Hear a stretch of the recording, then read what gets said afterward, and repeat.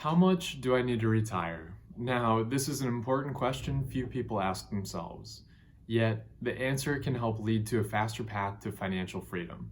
So today, join me as I find my magic retirement number. I'm going to show you my thought process to retirement planning. But first, I'd really appreciate it if you just tap that like button down below as well as subscribe to my channel. First, let's get some assumptions out of the way. I'm not married and I don't have kids, although that could change down the road. But for simplicity, I'm going to omit those variables. I'm also not relying on Social Security or other government promises. I'm 27 and have a long way to go before tapping into those funds. The government already has over $50 trillion in projected liabilities from Social Security, Medicare, and other programs. Yet politicians continue to make even bigger promises. So if those funds do come through, it'll be a nice bonus. To determine how much I need saved up, I need to estimate and average out all future expenses. So I'm going to go ahead and list total amounts on an annual basis into just easy categories. Now, these are broad categories that can include all expenses throughout a year. For example, for travel, I've included car costs, including insurance, flights, Uber, and a few other line items. And for food, I've allotted $100 per week for healthy meals at home. Just a bit of a side note, America doesn't have a food problem like it used to. Obesity now runs rampant in America's poor population. They have access to enough food, but they buy unhealthier options that are actually more expensive. Instead, they can find healthier options with lower price tags at a grocery store. And that's one of 30 frugal living tips that I've covered. I'll leave a link to that article in the description below. Now, in the miscellaneous category, I factored in entertainment, books, gifts, etc. But this category is also a backup. I've included a wide margin of safety for unexpected expenses.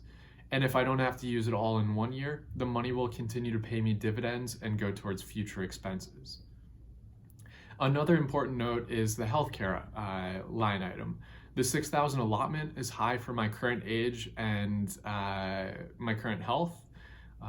So assuming my health doesn't deteriorate at a faster pace than average, savings each year will go towards higher healthcare costs in my later years. On top of this, I have an HSA as further backup for unexpected medical expenses. Now, a total of $30,000 to live a year might not seem like much, but I've learned to live a happy life without inflating my lifestyle. I've also considered that my living expenses will grow with inflation, but I plan to structure my savings to do the same. My nest egg will grow and pay bigger dividends each year to meet my growing retirement expenses. With annual expenses at $30,000, I figure I'll need about $750,000 to retire early. This assumes a 4% withdrawal rate each year. Now, I'm not a huge fan of the 4% withdrawal rule, but my reasoning is different than most people who use it. They usually use the 4% rule with a portfolio containing bonds and other lower returning assets. Over time, they tap into the principal and their portfolio decreases in size. This is where my strategy is different. Outside of an emergency fund, close to 100% of my portfolio will be in dividend stocks. Even with today's low rates, I can buy a basket of healthy companies that pay close to an average of a 4% dividend yield. And hopefully I find even better opportunities when the market drops next. In determining how much I need to retire, I also factor in dividend growth. The S&P 500 has averaged annual dividend growth of about 6%, and more recently I think it's just above 9%. This easily outpaces inflation and should cover growing retirement expenses. Now, there are setbacks with the entire market, dividend growth, but to counter them, I buy dividend achievers and aristocrats. These are companies that pay bigger dividends each year no matter what the market does. On top of the dividends meeting all expenses, there's capital appreciation with dividend stocks. Since I'll only be collecting the dividends and using them to live off of, the stock price appreciation is kind of the cherry on top, and also added security for big unexpected expenses down the road. Now, bear markets and tax won't stop my early retirement. When living off of growing dividend income, I won't have to worry about selling stocks to make ends meet, but it will be a bumpy ride. It's near certain that the stock market will crash again after I retire, likely multiple times after I retire. And when I've retired and a recession hits, it won't feel good. I might see my net worth drop 30%, although with only living off the dividend income, I won't be forced to sell stock at lower valuations. I can wait for the market to recover. When I retire, taxes are also important to consider. On the federal level, I can collect up to $40,000, that's a 2020 limit, for next year, in qualified dividends and not have to pay any taxes. That's assuming it's my only source of income. So my plan puts me well within the tax-free zone. Now, there's a big misconception with retiring early. When most people hear I want to retire at age 35, which is a steep goal, they get the wrong idea. They think I'm going to put my feet up and watch Netflix all day.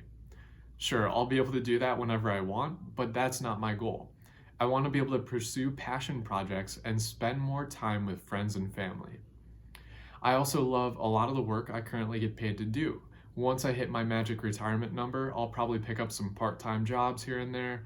I might also pick up some consulting and help others reach their financial goals sooner. That's really something I'm passionate about. Then any extra income I make in retirement can strengthen my safety net, but also I hope to reach a level that I'll be able to give sustainably back to others and charitable organizations. Now, just kind of final thoughts on what I've covered today. Retirement planning doesn't need to take months or even weeks to plan. With a few hours each year, you can map a better path to financial freedom. You can come up with a pretty good estimate of how much you'll need to retire. My magic number is $750,000, and that factors in multiple safety nets. Now, it won't lead to an extravagant lifestyle, but I'm not materialistic. I've learned lasting happiness doesn't come from always buying the newest toys every year. So I urge you to take your financial future into your own hands, take inventory of where you're at today and where you want to be. A little retirement planning today goes a long ways. Now, if you choose to, I'd really appreciate it if you just like that button or hit the like button down below, as well as subscribe to my channel. And please leave any comments. I read everyone. And thanks for stopping by.